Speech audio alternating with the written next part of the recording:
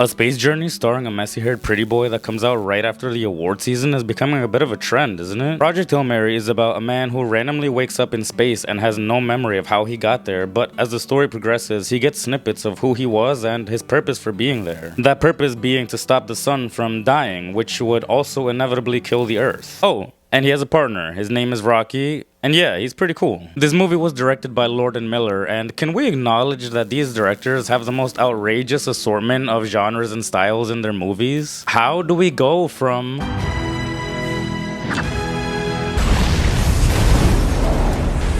Where'd you learn how to do that, man? Ab chemistry, bitch. to this? It's gotta be studied how the same guys that made Cloudy with a Chance of Meatballs also created Project Hail Mary, regardless of if this is a book adaptation. From my understanding, this isn't even a one-to-one adaptation, so this is basically all of them. They're very good at making an impact, if you will. The Lego Movie is a masterpiece, and I won't hear otherwise. And one thing that does recur in all of these movies is that clearly their strength lies in knowing how to work a partnership into feeling like a dynamic duo. Obviously, they're not as revered as others like Wes Anderson and Nolan, but they're skilled in a way that convinces me they're capable of making a movie like this. The literal standout of this film is the visuals. Shocking, I know, but even from the trailer, you can predict that this thing is gonna look incredible, and it does. The use of colors, shapes, and purposeful chaos combine to make a beautiful collage of mayhem. There's such a palpable sense of adventure and grandness that never dissipates, and it's funny considering how dire the overall problem is, because you would think it could very easily be a bleak as hell story.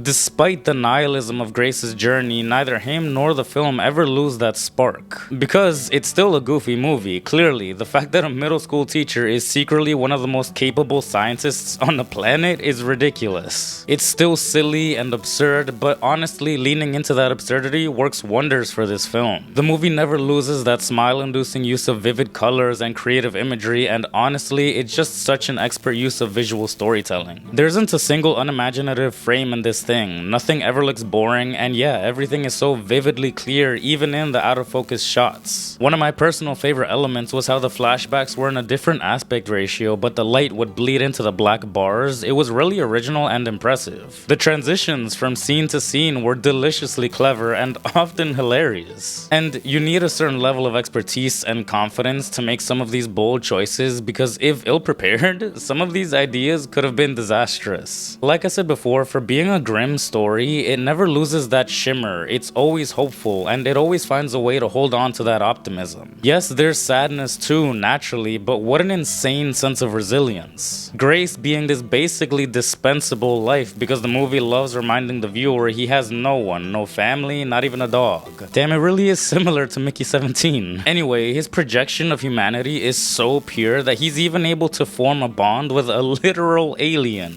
Two entirely different species were able to connect better than most humans, and the worst part is that that's not entirely wrong. Also, this movie is just one of the many reasons why Gosling is the better of the two Ryans in my opinion. Reynolds, he's a fine actor, but Gosling just has so much more charisma and capability that he shows in his films. I guarantee you, the movie doesn't work if Ryan Reynolds is the star of the exact same movie. It's just a fact. That being said, Gosling is extremely silly in this movie. Not like our dear friend Ken, but still pretty goofy. He's a chatterbox. He's emotional. He clings to his jokes to hide his sadness. Essentially, he's the complete opposite of Walter White. I don't know, I do really love the contrast between him and quite literally the rest of the cast of characters. They bring the grounded nature that bounces well off of his jokey nature for the entirety of the first half of the movie. I think Hewler's dry demeanor serves as a great reflection of what the rest of the world probably would feel like if they knew the world was ending. And she also shows how low humanity can go while also cynically convincing themselves that they have an altruistic nature. I'd just argue that maybe cutting out some of the Earth time stuff would help the pacing, because while it's fine and necessary, once there's no interactions with humans, it's all Gosling,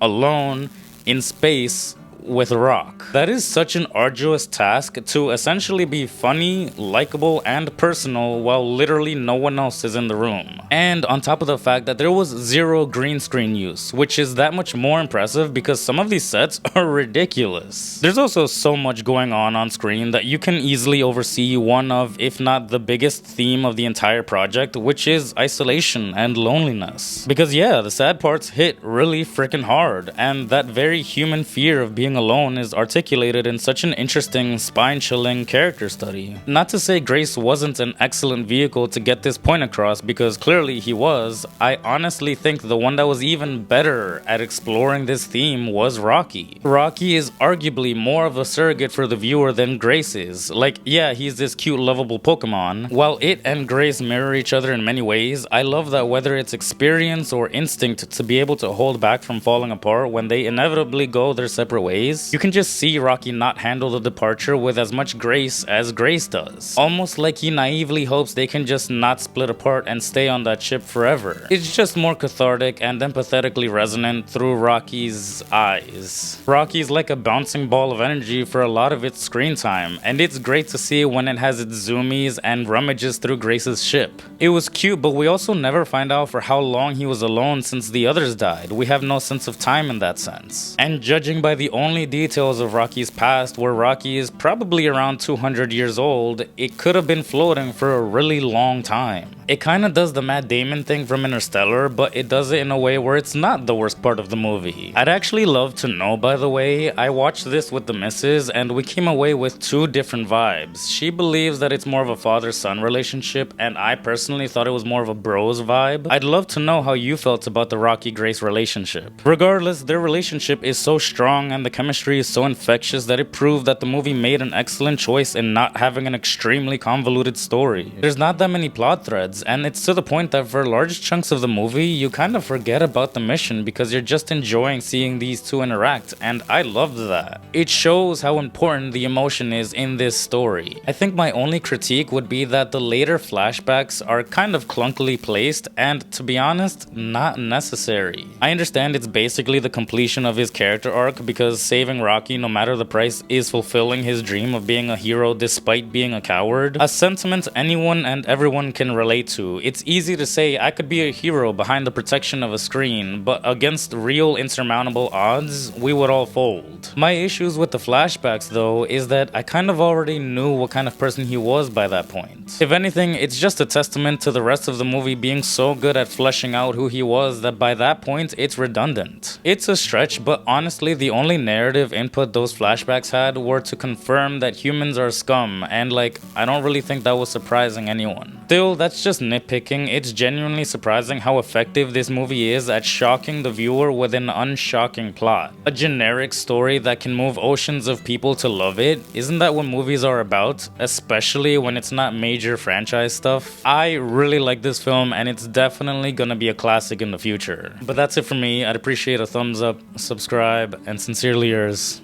Anthony.